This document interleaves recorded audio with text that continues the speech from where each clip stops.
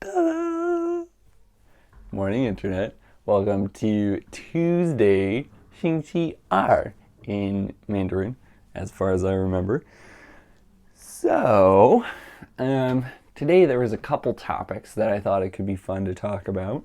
I guess we just have to choose one, probably. The first idea sort of was around documentation and the ability or willingness to read documentation, how that can sort of be a skill in and of itself, similar to what we talked about yesterday.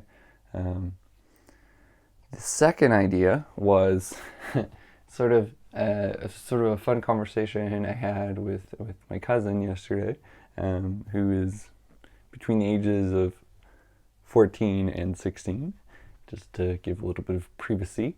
But he is really, I find thoughtful and aware of the world and intelligent and fun. I'm clearly biased, both because he's family and because I hadn't seen him in a long time, and he's all grown up, which I say every time, but now it's like totally true.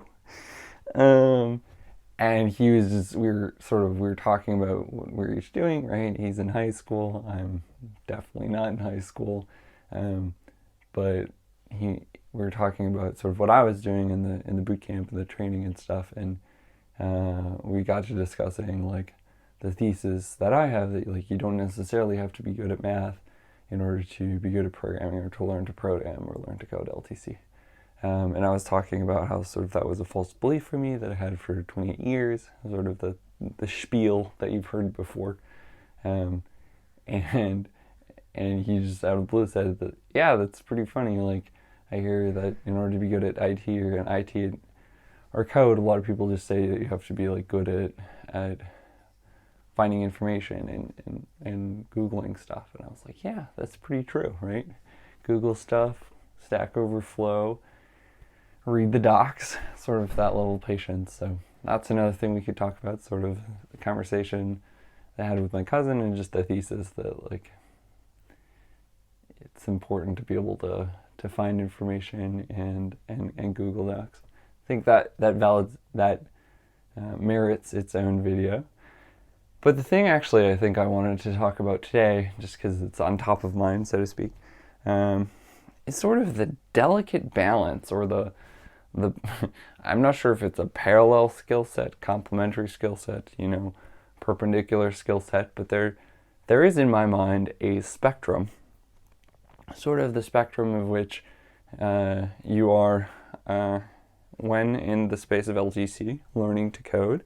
You have a tendency to be either autonomous or not autonomous, right? That's sort of one spectrum. But I think the differentiation that I'm particularly interested in is sort of like the immediacy or tendency to ask for help, right? And in our program, you have the ability to ask an instructor or a TA, teacher's assistant, to sort of help come debug your code or to walk you through how you would do something in front or back. And I've just noticed that some people, well, let me put it this way. I've just noticed that there's a large variance in how long people wait to ask for help. And that in and of itself could be good or bad. Good or bad it's very strong language. I think in certain situations, again, this is my opinion, I'm clearly biased.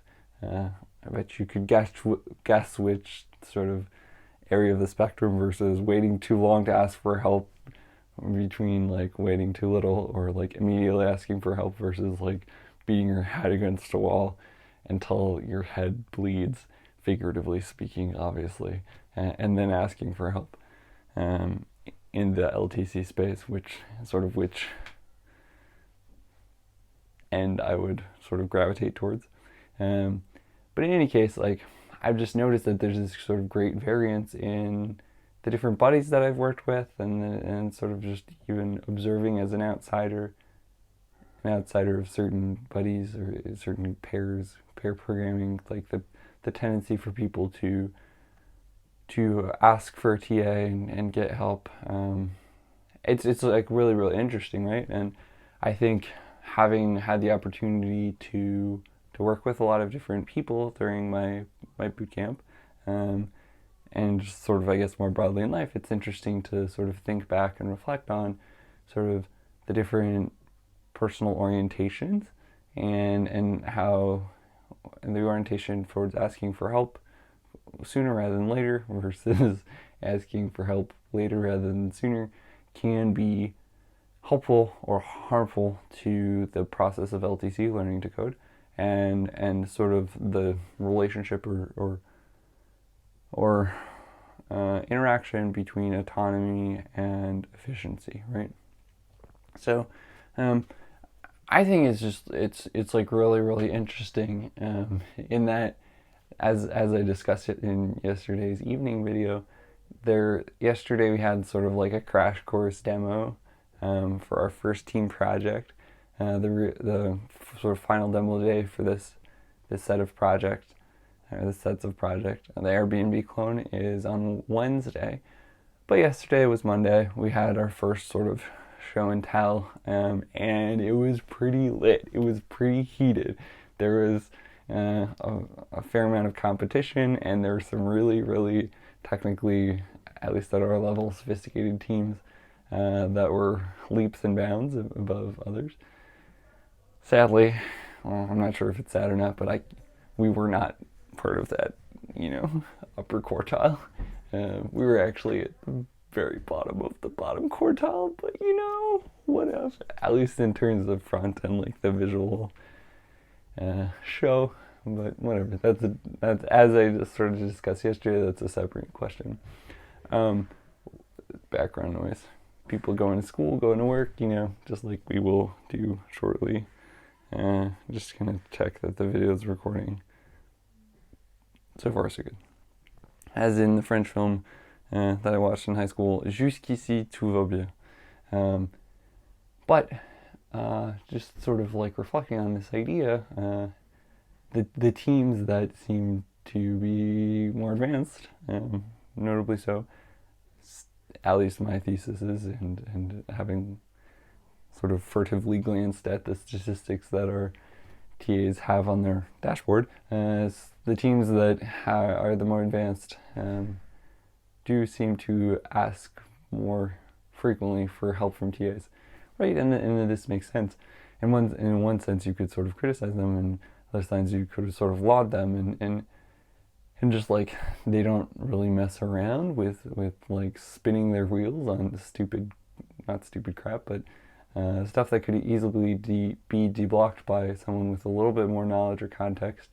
They sort of don't wait as long as my team to ask for help, or my team doesn't ask for help at all. So there's that. But I just find the relationship between asking for help and not asking for help really, really interesting. And it's sort of like, it's like any muscle, right? Like you gotta flex it and work it out in order to develop it. And I think there are instances where you would want to be more rather than less autonomous, meaning you would want to struggle some, if not a fair amount, to dig your teeth into and understand something, right? And that could sort of facilitate longer term learning or cognitive ownership and that kind of stuff, versus other times where there's like virtually no value or like immaterial value in you sorting it out on your own, as opposed to, in our case, calling a TA or asking for help.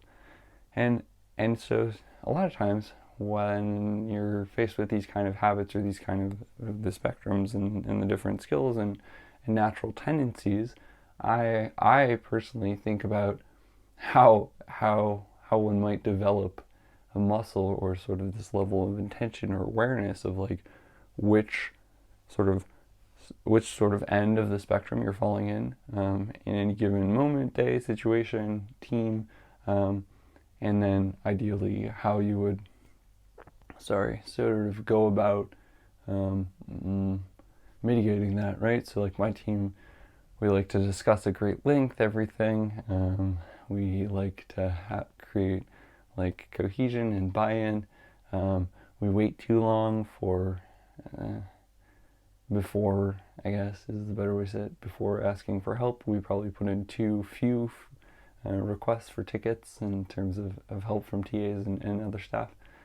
And so, like, with this awareness, given any part of our project, sort of how could we counteract that? It's interesting to know, or interesting to think about, and interesting to know, whatever. In any case, I guess this was just sort of a broad discussion, broad thought exercise. So let's summarize. Wish you on your way, go on my way, and then maybe we'll see you later tonight. So, in summary, trying to be consistent with, side note, try to be consistent in sort of creating a structure for these videos and an experience, and then we can change that intentionally if we want. But that's sort of sometimes what you see, that like my brain turning and wheels turning, and sort of these unnatural pauses.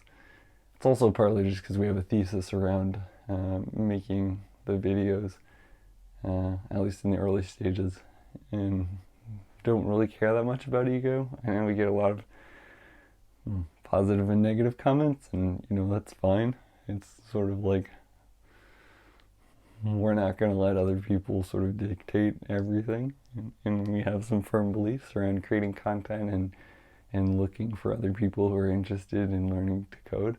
So anyway, that is all to say. In summary, this video was sort of a brief discussion about a variety of topics which we could talk about today. We sort of focus in on the last one that we mentioned or brought up, which was sort of the spectrum or the natural tendency for many people when LTC, learning to code. Either people generally wait too long to ask for help, or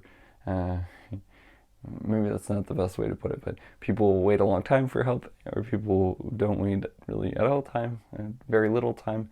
As soon as they don't understand something, they'll like try to bring in an external party. In the way that I'd framed it in my head, it was like a TA or an actual human, rather than bringing someone like Google or documentation or whatever. And we sort of discussed a little bit how the teams that performed really well in our cohort on the first dry run of demo day for our first of 2 projects, I suspected, or do suspect, that they had a lot of tickets, meaning that they got the help from the TAs a lot, and we just sort of thought about that a little bit. Lastly, in this video, we wanted to sort of just reflect on what it would be like if you were aware of your natural tendency, and then sort of within each phase of the project, or each segment of time, whether it be morning, afternoon, night, even in hourly increments, if you sort of were aware enough to reflect on sort of which tendency do you have, but also sort of which behavior you're mapping, and whether or not you would want to map a different behavior. Obviously, that is very idealistic. I'm not expecting you or anyone else in the community to actually achieve that, but I thought it was a cool thought exercise personally. So that's about that. So, man, sometimes I just say things and then I like hear them, right? And you're like, wow, who says that? Apparently I say that, but on camera, so, and published footage. Oh man, life decisions. In any case, we, as per the usual approach, would love to get your feedback on this topic, on these videos, on the project, so on and so forth. But sort of more specific to this individual video, we'd love to know, like, have you ever thought about this spectrum or your own behavior, whether you fall into the category of, like, at least within LTC learning to code and that journey, do you sort of fall more into the wanting to or actually asking questions sooner rather than later? Do you tend to wait like some of us? Sort of what is your natural tendency? Has that natural tendency changed over time? Furthermore, like, are you finding any successful ways to sort of challenge your natural tendencies? So like maybe you naturally wait too long to ask questions, but you found a great community online on YouTube where you can ask questions. Oh my god. I'm so glad someone made a community like that. No, not really. I mean, I'm saying that all in jest, right? I'm sort of making fun of ourselves. Uh, no, but I meant like maybe you found a meetup, or you have a friend that you can ask, or you're in school, you can ask your teacher, classmates, or maybe there is an online community. Um, you know, Free Code Camp.